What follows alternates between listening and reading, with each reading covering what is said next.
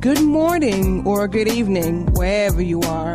You are listening to The Truth with your host, 40, broadcasting from Coleman County, Alabama.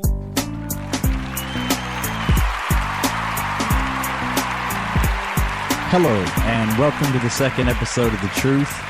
I'm your host, 40. It was requested that I do tonight's show on the debt ceiling. It's a good topic, as we've been hearing so much about it from the media, especially since the oh so terrible government shutdown that really wasn't even a shutdown and didn't make a difference. Didn't matter, if you ask me. They laid off a couple, or, furloughed a couple government employees and made no real big, deal. Life went on. But, this topic we've been hearing a lot about since then from the media. People parrot things like, if the government don't raise the debt ceiling, we're going to go into a depression, or there's going to be a terrible recession, and they better do something, or it'll be the end of this country, and it's the Democrats' fault. It's the Republicans' fault. Well, but a lot of these people, the thing is, they don't. If you ask them, well, what is the debt ceiling? Well, I don't know, but the news says that if they don't raise it, we're screwed. This is bad. What's going to happen? They need to do something. Well, so let's start off with what is the debt ceiling? It's the limit on how much debt they can have. They can, how much can be borrowed and how much debt they can carry at any given time to pay for government operations. PolitiFact.com here says the debt ceiling constrains how much debt the federal government can carry at a given time in order to pay for its operations. The debt limit is not new. In the 19th century, Congress approved every individual sale of bonds to the public. But beginning in 1917, Congress started to distance itself from the nuts and bolts of issuing debt, letting the Treasury Department decide when and how to auction bonds, but retaining the right to set an overall debt limit. Whenever the amount of debt approached this limit, Congress would need to vote to raise it. That's where we are today. The amount of federal debt is once again approaching its legal limit, meaning that if Congress fails to raise it, the nation won't be able to borrow any money to finance the existing financial commitments Congress and the President have agreed to. For months, the Treasury has used the extraordinary measures, essentially shifting around accounts in order to keep more cash available for payments. But these measures are expected to run out in mid-October. So you see that they're wanting to borrow more money to pay back or to pay for things that they've committed to already, knowing they didn't have the money. So they're saying, we're going to do this in the future, but we're going to have to raise our debt limit. We're going to have to go more into debt so we can do this. So it doesn't really make sense. So that brings me to my point of why should they raise it? Well, they want to raise it so they can, as this said, they can, supposedly fulfill these commitments they have made.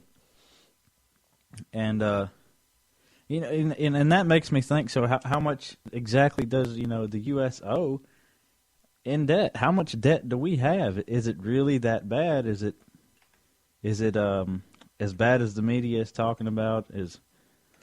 Are we going to pay for it? What's going to happen? Well, at I guess it's pronounced Brillig.com. I found it, the U.S. National Debt Clock.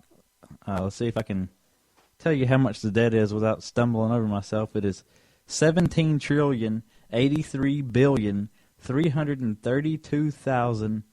$17,383,705,958.88. And that is as of 27 October 2013 at 1:43 a.m. That's ridiculous. Have you ever seen that amount of money? I don't think any person has.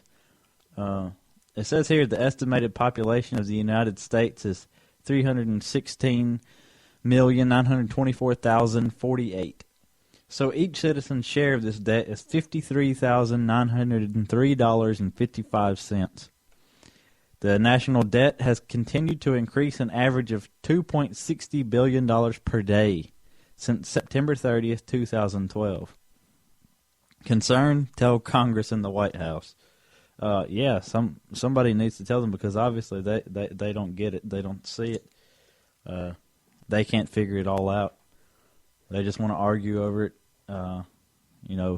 play their political games, who's going to win, who's going to look good, who's going to save the day. That brings me to, who do we owe this money to? It says here, more than two-thirds of the United States debt is held in the United States, either directly by individual bondholders or by institutions, such as mutual funds or retirement plans. The remaining third is held by foreigners, either individually or institutionally. One of that one-third is held by foreigners. Almost 23% is held by Chinese individuals or institutions, and 20% is held by people or institutions in Japan. Investors in dozens of other countries hold some U.S. debt, but no single country other than China and Japan holds more than 5% of the foreign aid. Even if it's not a big deal, all these... they're not throwing all the other things into the mix of we're just spending too much. All these welfare type programs that are meant to help, and all they do is hurt. That can't be helping the debt. How much money are we pumping out every month to pay for people who are not working or not doing whatever? That has to have something to do with it. I mean, that money just doesn't, it doesn't just disappear or whatever. Here on independentfilmnewsandmedia.com has of Judge Napolitano on the debt deal. We still owe money for fighting World War I. He says, I'll give you one statistic. Woodrow Wilson borrowed $30 billion to fund World War I in 1917. That money has not been paid back, and we are all still paying interest on it. That's 95 years ago. The American taxpayer pays for it with the cheaper dollars because the government prints money to pay its bills, and that reduces the value of everything we own. The American taxpayer pays for it with higher taxes. See, that's what I'm saying. We're going to pay for it because, the Federal Reserve, and the government, they just keep printing out money all crazy. So, if they can do that, why don't they just, if we're so much in debt, let's just print more money. I mean, why not? That's what they do anyway. That they just print money whenever they feel like it. So why not do it in this situation too?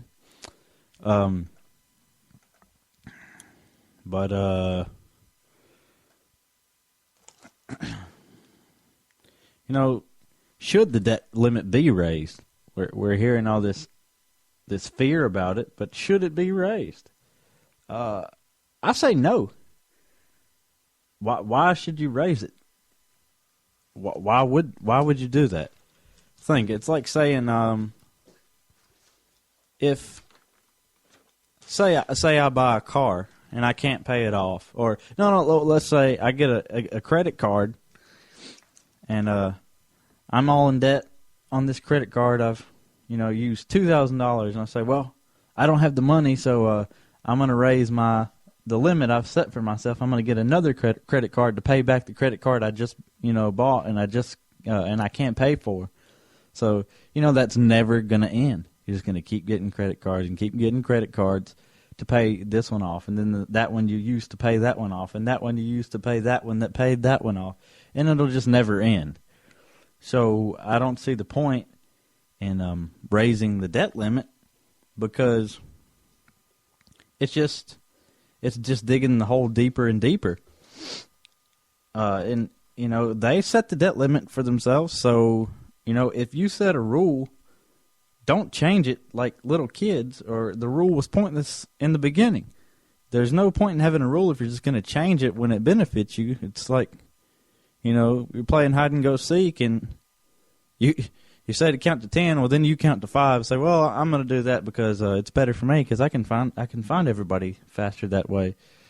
There's no point in making a rule if you're just going to change it. Well, if we're going to do that, why don't they just throw away the Constitution, throw every rule we ever had, and just do whatever they want?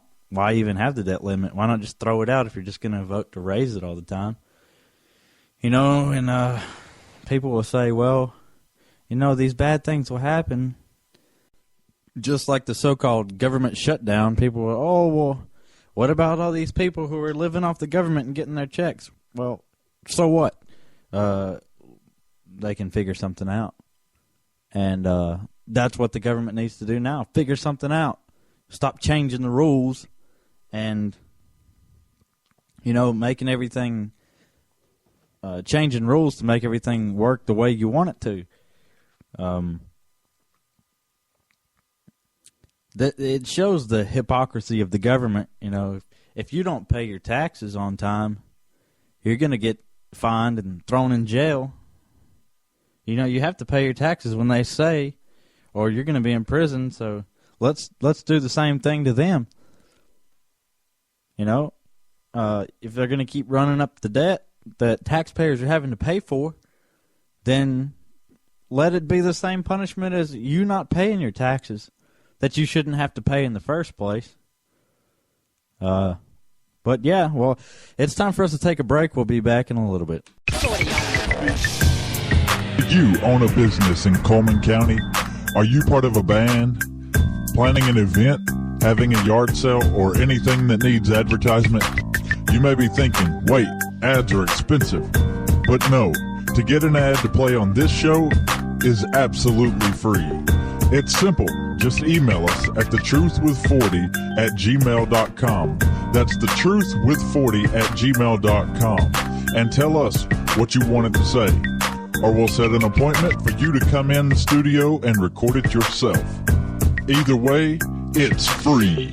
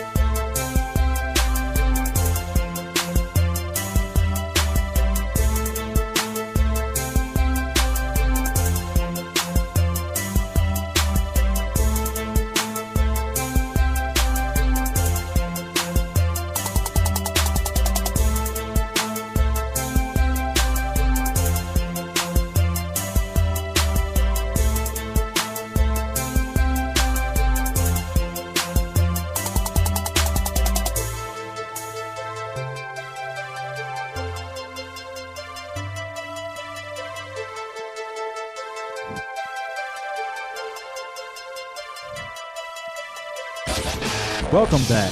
You are listening to The Truth. Once again, I'm your host, 40. I was just looking more on this politifact.com. I honestly don't know anything about this site. I just come across it, and,